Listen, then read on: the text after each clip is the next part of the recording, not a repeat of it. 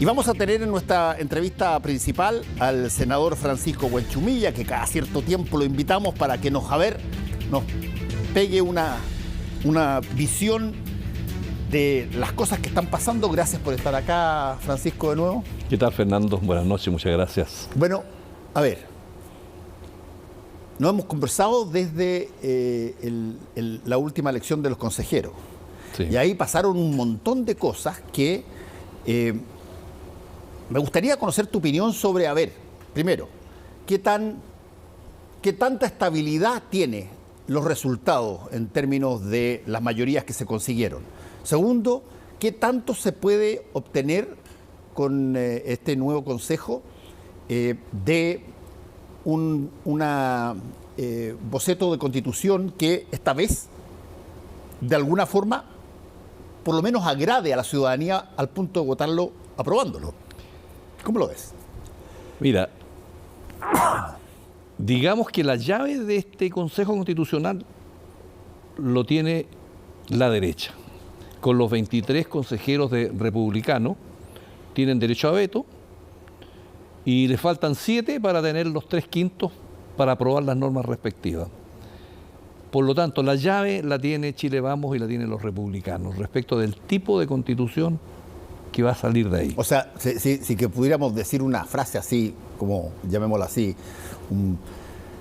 de alguna forma, republicanos, que hemos conversado con ellos también acá, de alguna forma, para cualquiera de las dos opciones tiene una manija. Si es que es para rechazar, si de repente no les gusta lo que ellos mismos van a redactar, bueno, el rechazo ahí. Y si es que es para aprobar, bingo, porque encontraron un éxito después de haber habido solamente derrota en la anterior presentación de la Carta Fundamental que fue rechazada por el país. Absolutamente, porque como el quórum de 3/5 son 30, con 23 tú tienes el derecho a veto, digamos, de cualquier norma que se quiera aprobar, porque no logran los 3/5 del otro sector.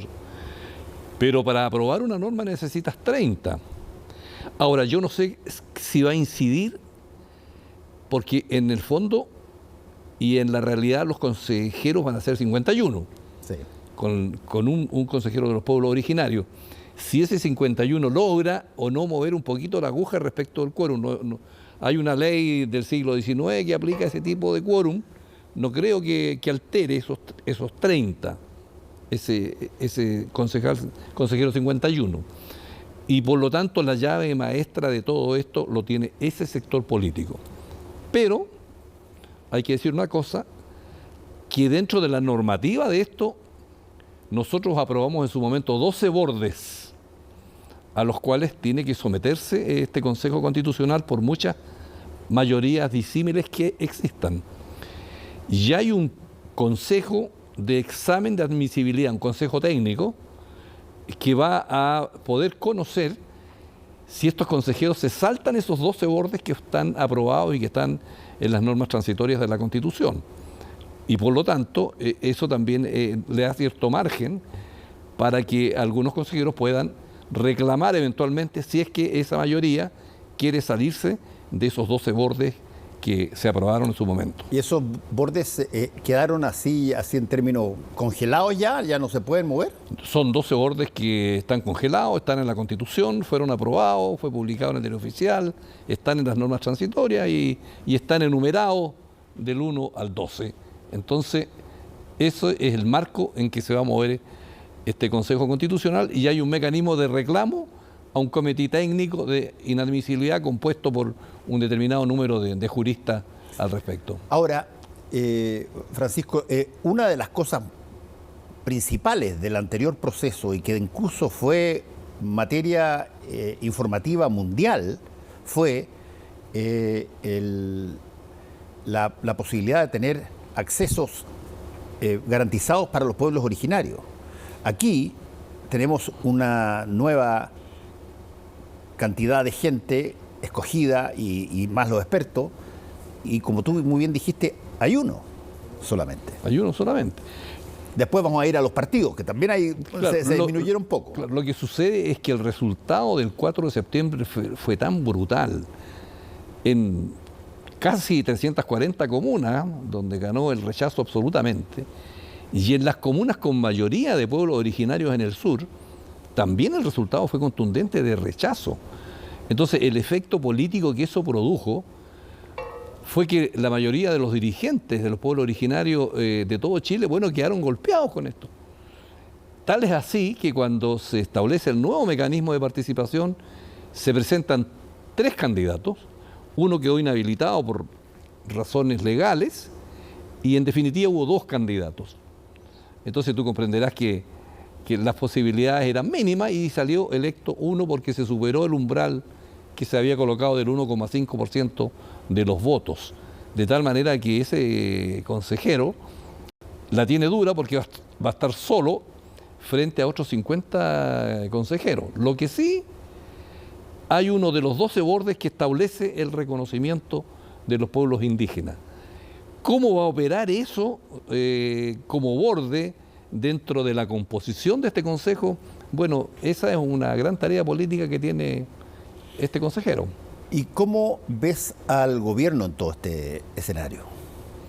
Bueno, el gobierno quedó en minoría, no fue capaz de hacer una lista unitaria y eso, según los expertos, influyó en que podría haberse logrado a lo mejor los 20 consejeros necesarios para tener derecho a veto.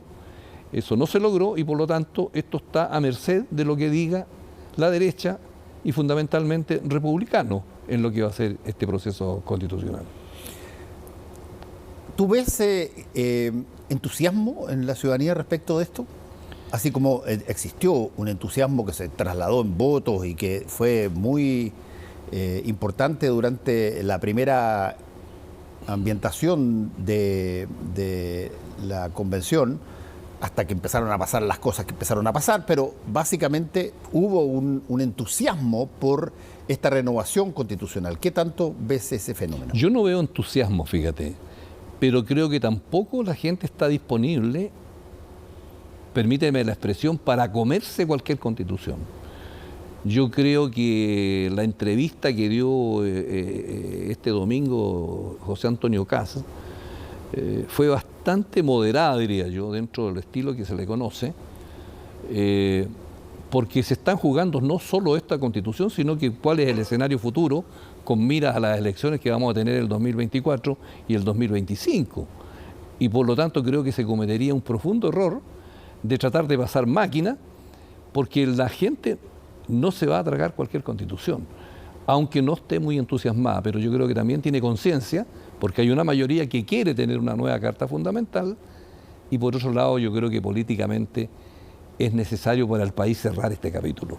No podemos, después de 50 años del golpe militar, seguir no teniendo un consenso respecto de las reglas del juego, de lo que significa una Carta Fundamental. Y en ese sentido creo yo que los empresarios, que es otro partido político, entre comillas, bueno, van a tener a la derecha a los cuales ellos han financiado en sus campañas, y en esta particularmente, y tendrán que influir para que pueda haber la sensatez necesaria para tener una constitución que respete los 12 bordes y pueda hacer para la gente, digamos, hacer de cuento que estamos en presencia de una cosa distinta a la constitución del 80. Y Francisco Buenchumilla, aquí también hubo otros golpeados muy fuertes, que fueron los partidos clásicos. O sea, ya venían varios de ellos cayendo, dividiéndose en grupos que tenían nombre de fantasía, algunos ya constituidos, otros no, todavía no. Pero, ¿qué significa eso? ¿Es algo que tú puedas proyectar hacia un futuro cercano donde la presencia de la democracia cristiana, del Partido Socialista, del PPD, por ejemplo, por nombrar eso, más aún, te agrego a Renovación Nacional y la UDI, que fueron avasallados por republicanos, también eventualmente van a ser parte de los libros de historia, ¿no? Bueno, mira, partamos primero por el Partido de la Gente. Además, ¿no es cierto? Que se pensaba que podía ser mucho más de lo que fue. Exactamente, y venía, digamos, con mucha fuerza y se pensaba que iba a tener una representación tremenda. Y bueno, y fue golpeado a última hora con el evento que tuvo esta... Áñez, claro. La señora. Y bueno, y tú ves que prácticamente desapareció. Yo creo que eso es un fenómeno que hoy día terminó el Partido de la Gente. Después de eso, los partidos menores que sacaron entre el 3% y poco menos, como el PPD, la Democracia Cristiana y el Partido Radical, evidentemente que tienen un problema, porque se va a colocar un umbral, y eso hay un cierto consenso, para no tener la dispersión que tenemos hoy día, sobre todo en la Cámara de Diputados, porque eso te atenta en contra de la fortaleza de las instituciones, de los partidos políticos, para llegar a acuerdos y para darle gobernabilidad a las cámaras respectivas. Y ese umbral, bueno, está en el 5, se puede transar en el 4, y si tú no sacas eso, significa que los diputados que tú puedes elegir simplemente no pueden acceder al Parlamento porque no vas a tener el umbral. Esa es una luz amarilla que está prendida para esos partidos. Sí. Y por lo tanto, hay un cierto consenso de que es necesario fortalecer a los partidos. Tenemos ejemplos en nuestros países hermanos, cercanos, de que cuando la institucionalidad de los partidos no funciona, se te produce toda esa inestabilidad que estamos viendo en algunas partes. Y en Chile no podemos tener, no sé, más de 20 partidos que hoy día están fragmentados, en que entran algunos candidatos, se retiran de los partidos, y el gobierno de turno tiene que estar negociando no con 2 o 3 partidos grandes, sino que tiene que estar negociando con 20.000 personas, donde cada uno hace una pyme particular respecto de sus pretensiones. Entonces eso no funciona. Así que yo creo que va a haber un umbral y esos partidos tienen un camino que recorrer. Eso que estás diciendo es absolutamente correcto. Efectivamente hay una dispersión brutal en materia de organizaciones políticas, pero te quiero preguntar, ¿qué tanto los partidos políticos, incluso aquellos que tienen largos años de historia, tienen voluntad política de aliarse? ¿Tienen voluntad política de entender este problema que tú estás hoy día diciendo y, por lo tanto, buscar la forma de acrecentar su tamaño? Es que mira, es verdad lo que tú dices, pero si tú lo ves desde el punto de vista, por así decirlo, sociológico, todos estos partidos venimos de tribus distintas. Sí, po. Porque las diferencias que tenemos, en el fondo, si tú dices, ¿qué diferencia la DC, del PPD, de los socialistas, los radicales? Venimos de sectores sociales y de matrices doctrinales distintas. Sí. La DC es la matriz cristiana. Los radicales, bueno, del siglo XIX vienen de la matriz laica. Tuvieron 17 años en el poder. 17 años en el poder. Los socialistas tienen una larga lucha de dolores y de muchas cosas los últimos 80 años, de los años 30. Y entonces ellos tienen también su propio microclima cultural. Entonces, ¿cómo juntas estos partidos? Cada uno quiere mantener su matriz de donde viene, ¿te fijas tú? Pero si no se unen ciertos partidos, están destinados simplemente a desaparecer. Y por mucha historia que tengan, aquí lo que tiene que primar es que el país necesita un sistema institucional fuerte. Y los partidos tienen que entender eso para que puedan enfrentar los nuevos tiempos que vienen. Mira, es bien interesante lo que estás diciendo, Francisco, porque uno tiene la idea de que los partidos políticos en todos los países existen para ganar competencias con los otros partidos. Y en realidad,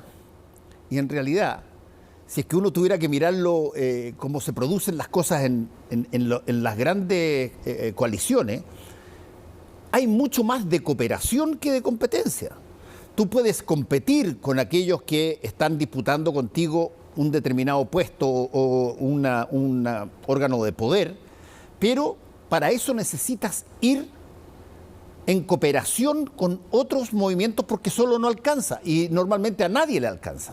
Claro, bueno, y eso se da más en los regímenes parlamentarios, pues, donde tú no puedes formar gobierno si es que no tienes una coalición de partidos que le dé sustento, y ahí eso es más fácil porque tú tienes la distribución del poder con los ministros y logras tener, digamos, un grupo parlamentario que sustenta. Y en países como Alemania, por ejemplo, tú no puedes censurar al canciller si es que no tienes un grupo alternativo que asuma inmediatamente y no se produzca un vacío de poder. Pero evidentemente que después de las caídas del muro y de la Unión Soviética y del comunismo, hoy día el capitalismo no tiene un competidor y por lo tanto todos los partidos en general son socialdemócratas, pues. Tienen variaciones sobre el tipo de capitalismo y el tipo de economía de mercado y no hay una gran diferencia respecto al tema. Hoy día lo que nos une actualmente a todos esos partidos es el Estado Social y Democrático de Derecho, que quedó dentro de los 12 bordes. Y ahí va a haber un tema. Esa es la alternativa a la modalidad de capitalismo que se impuso en todas partes del mundo, sin competencia, salvo la variable que introdujo China, ¿no es cierto?, de tener un socialismo fuerte en lo político y una economía capitalista en materia de mercado y de inversiones y de producción. Entonces, no tenemos grandes diferencias.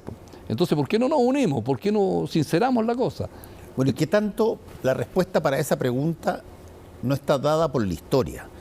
Porque nos hemos reunido en los partidos políticos históricamente chilenos, han tenido distintas instancias en que han actuado en coalición, pero ¿qué tanto nuestras últimas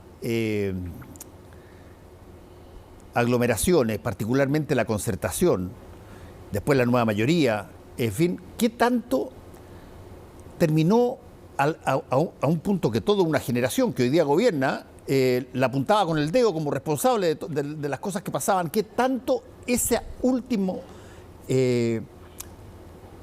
junta para cooperar juntos en el ámbito político generó una cosa que hoy día los distancia? No veo a la democracia cristiana volviendo a la Nueva Mayoría con el Partido Comunista al lado. Mira, hay una cuestión como psicológica, una cosa psicosocial, que uno se resiste a morir como partido. Entonces, tú tienes varias veces esa caída y vas en el 3% y dices, no, en la próxima elección sí, vamos a subir y vamos a hacer esto, vamos a hacer lo más allá, y te resiste.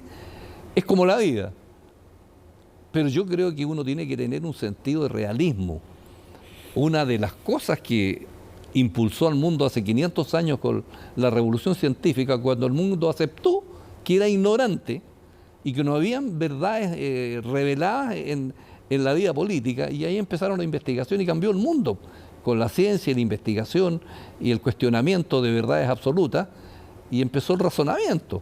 Pero los partidos no quieren aceptar esa realidad de que, mire, con el 3% tú tienes muy poco que hacer y eres un partido intrascendente, y por lo tanto tienes que unirte para que puedas tener la fuerza necesaria para ser un actor dentro de lo que está sucediendo en el país.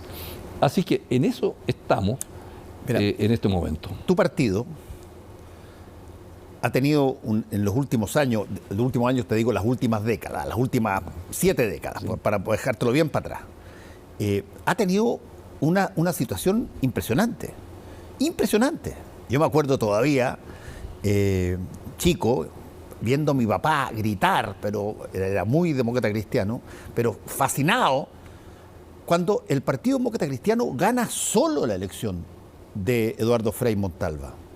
Camino propio, habían hablado, y algunos se reían, y no necesitó aliarse con nadie, gobernó solo.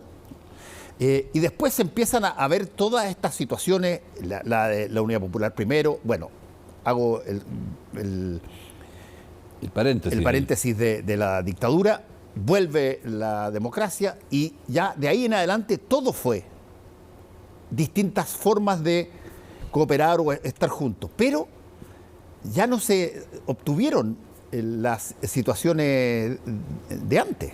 Es que lo que pasa es que... Salvo los años de la Concertación. Por eso digo yo que la DC tiene que tener el realismo y aceptar lo que es la vida política, donde ya no están los gloriosos años de Frei Montalva, donde era un mundo distinto, era un mundo todavía bipolar, en que habían distintas alternativas de cómo organizarnos los seres humanos con distintos modelos, y donde el liberalismo y la economía de mercado había sido desafiado por el comunismo con un modelo distinto de organizar la sociedad. Ese mundo terminó, y después vino la revolución de las telecomunicaciones con Internet y la globalización. Entonces este es un mundo distinto, que tú no puedes estar girando, digamos, a costa de lo que fuiste hace 60 o 70 años atrás, para decir, mire, sigo siendo igual y tengo las mismas estructuras, las mismas asambleas, discutiendo lo mismo,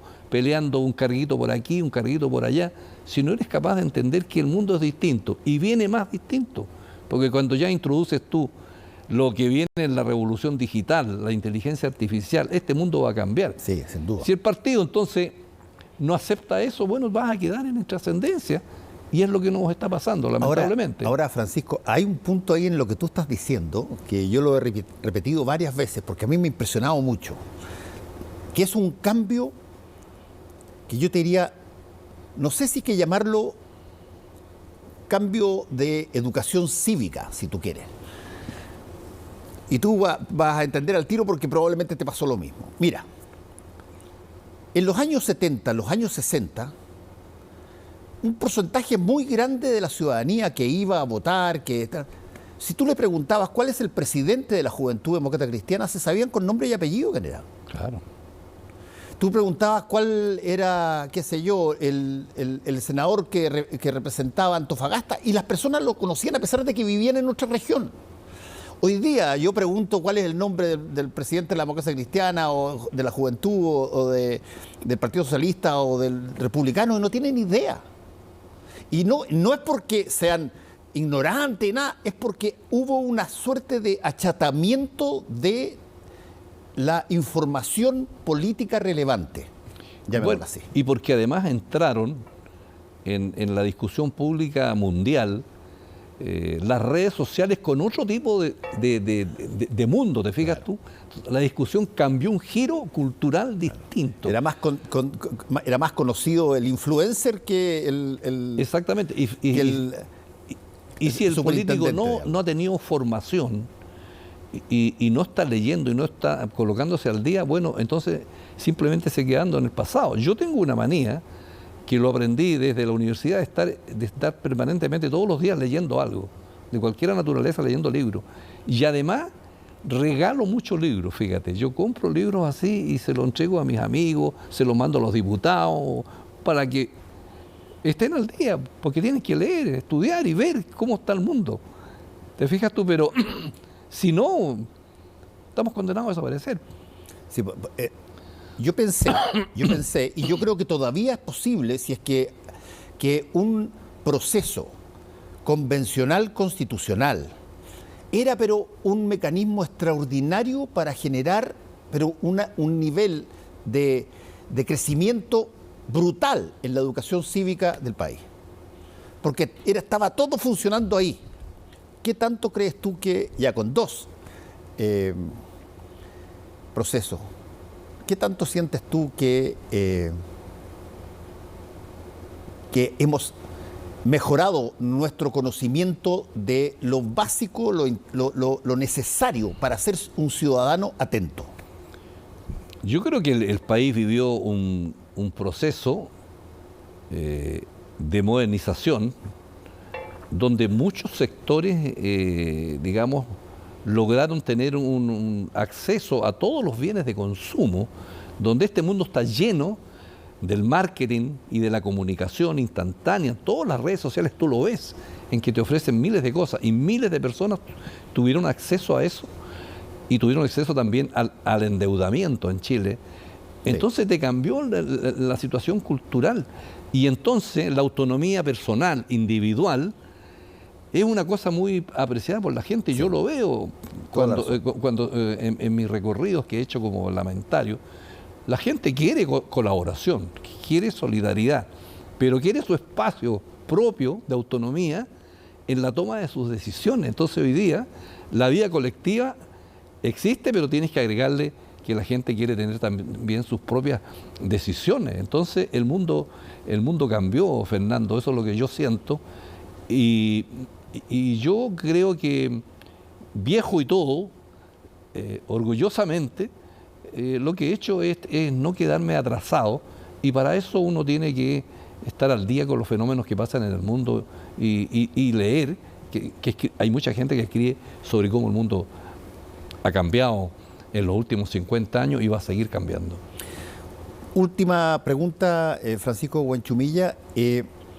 En el caso del Congreso, y te lo pregunto particularmente porque tú has tenido mucha presencia ahí, en la anterior convención hubo una serie de discusiones sobre cambios en la forma institucional del país, y sobre todo fue más notorio lo que se trató de hacer con los sistemas de justicia y con una serie de cosas. Pero tú ves que eventualmente pueda haber una lectura respecto de, por ejemplo, cómo mejorar el sistema político para, entre otras cosas, no tener, qué sé yo, un partido con muy poca gente, pero que opera con los 2 votos que tiene para poder tomar la decisión final.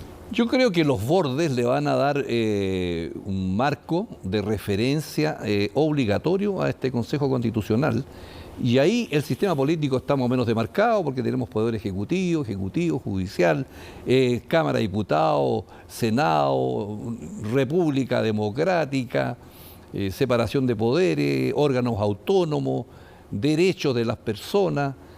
Vamos a ver cómo se establece el Estado Democrático Social de Derecho, respeto al medio ambiente, Estado unitario, descentralización, o sea, más o menos lo mismo que conocemos está ahí.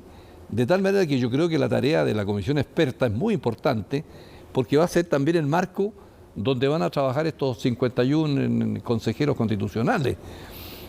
Así que bueno, yo espero que la palabra lo tienen los republicanos y que ellos quieren, digamos, exacerbar las cosas en función de su propio diseño estratégico que tienen y la mirada que tienen respecto de lo que es la derecha dura en el mundo. Mira, ojo o van a hacerlo de otra manera. Ojo que el diseño estratégico, después de que tú ganas como ganaste, te puede cambiar y pueden tener toda la intención de sacar una constitución que efectivamente se apruebe y ¿a quién vaya a tener que aplaudir? Bueno, a la mayoría. Evidentemente, pero además hay un hecho que también es histórico, porque la derecha tradicional de los partidos que fueron en el siglo XIX, en el siglo XX, representados actualmente por el Partido de Renovación Nacional y la UDI, diríamos, bueno, ha sufrido una derrota por otra derecha. Surgió una derecha hoy día distinta que tiene correlato con lo que son los partidos duros de derecha, el republicano en Estados Unidos y los partidos de derecha extrema de Europa. Entonces, esa derecha dice, mire, bueno, yo soy la derecha hoy día. Y por lo tanto los otros partidos son partidos más chicos al lado de lo que sacó en el 36% del Partido Republicano. ¿Cómo va a operar eso? Bueno, eso es noticia en desarrollo, como dicen ustedes los periodistas. Francisco Buenchumilla, muchas gracias y estaremos conversando cada cierto tiempo para ver cómo avanza esta cosa nueva, otra cosa nueva, que es este Consejo Constitucional. Muchas gracias. Encantado, Fernando. Muchas gracias.